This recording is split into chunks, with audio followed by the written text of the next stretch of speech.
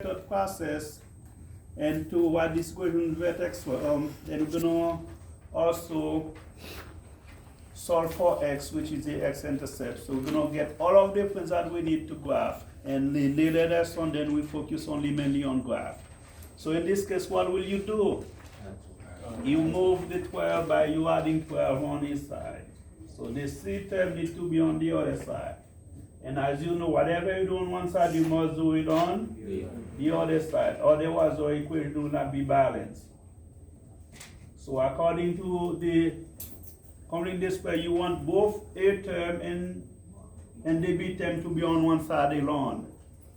Then since A is 1, then you don't need to worry about that. Then you can go to the next process and apply completing the square.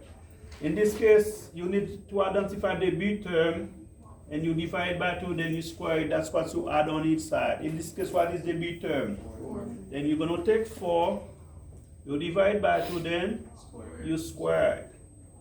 Whatever you do on one side, you must do it on the other side. I will do the same thing here.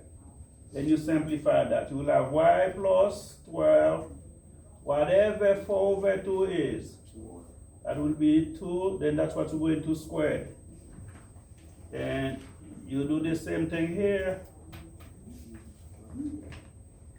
Now be careful, that's where many of you make mistakes. So I always identify this as my reference because I'm going to use it again. Make sense? That's what that always goes inside the parentheses. So you'll have y plus 12 plus 4 is equal to x squared plus 4x plus 4. This becomes a perfect square trinomial. It's something times itself. Right? That something has to do with your reference. Right? That's what goes here all the time, which is what? 2 and your variable. Because this is a perfect square trinomial. Is something that you time by itself. This is x plus 2. When you square it, you're going to get this outcome. And you simplify this side, that will give you y plus 16.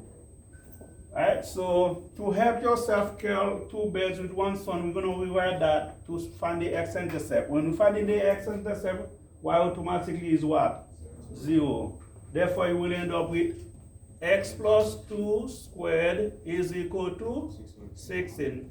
This will help you solve for the x-intercept. Now, the only thing you have to do is solve for y. We want y to be by itself. What will you do in this case? You minus 16, then your equation is instead to be in vertex form. And you will have y equal x plus 2 squared minus 16. That's your vertex form. Your goal is to identify the vertex. Be careful, that's where many of you make mistakes. This should be your h, this should be your k. However, when you're naming your h, you need to take the opposite of what inside the parentheses. In this case, what will be the opposite? -2. That will be -2, comma, -16. And that must go inside parentheses. It's a point, it's another point. That's your vertex. Okay? Now, the other part, we're going to solve for x to find the x-intercept. And we end up in step 4 in the process. Right? What is the step 4? What you are supposed to do? You take this square out. You cannot see the board. In this case, you come here, you take square root of each side. Then when you take square root, what you end up with? X plus 2, be careful, is equal to plus or minus 4. You are supposed to get 2 instead of out of that. That's plus and minus. Now you can solve for x. What you need to do? You subtract 2. Then you will have x equal -2 plus or minus 4. This is the x-axis of symmetry of the vertex. That's where x was -2. Right? Now we are supposed to get 2 answers out of that. That will be -2 plus 4, which is minus 2. X1 What is x1? Minus 2 plus 4 equals 2. is equal to comma 0. 0. That's one of the answer. Where it's going to touch the x-axis. The other one will be minus 2, minus 4. This will be negative. This is the other x-intercept. Now the only thing you have to go back, identify your y-intercept, which is always 0 c. In this case, will have been 0 what?